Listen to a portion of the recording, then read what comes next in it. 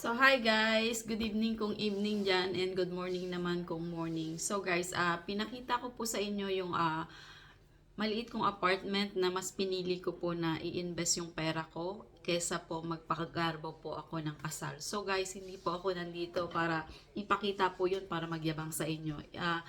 Para po kasi sa akin na naging single mom po ako before bago ko na-meet yung asawa ko. Ang dami ko pong trials, pinagdaanan. Kaya po ngayon, mas pinipili ko po na i-invest yung pera sa mas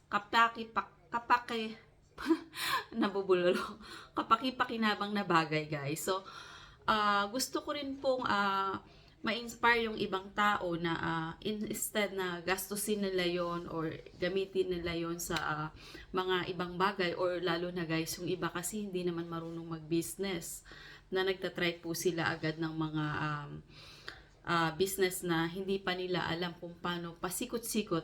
So ito po is a way din na para mas secure yung pera nyo na talagang kikita po siya after a year. So mag-generate po yung pera nyo after a year. So yun po, hindi po ako nandito para magyabang dahil po yung aking apartment ay maliit lamang po, at kumpara naman sa iba dyan guys na talagang milyon-milyon ang pera. Ito po ay para dun sa mga nag-uumpisa na may konting pera na gustong mag-invest. Ito po yung way, at wala po silang time para magnegosyo. So ito po yung way. So ginawa ko po itong channel na to para rin kahit pa paano makashare, at ang ano ko po talaga dito is makatulong sa mga shelter, at saka talagang dun talaga sa mga later on, talagang dun sa mga walang-wala guys, talagang mga pinagdaanan ko rin po kasi yon. So yun guys, so kung hindi nyo po nakikita na para sa inyo ito, or hindi po ito yung hindi po kayo na-inspire sa mga video ko or sa mga pinapakita ko sa inyo, okay lang guys, kasi nanalo kayo and nag-effort po kayo. So no hard feelings guys. So kung hindi ito para sa inyo, okay lang. 'Di ba? Nag-effort talaga. Nakita ko naman talaga yung iba talagang pinanood at guys nag-comment. So yun guys. At saka guys, yung mga nagre-request ng ganito o ganyan. So guys, pasensya na po kayo. Hindi ko po kayo mapagbibigyan. At wala po ako dito para mag-please ng tao. At nagiging honest po ako sa inyo kung ano lang yung kaya ko po.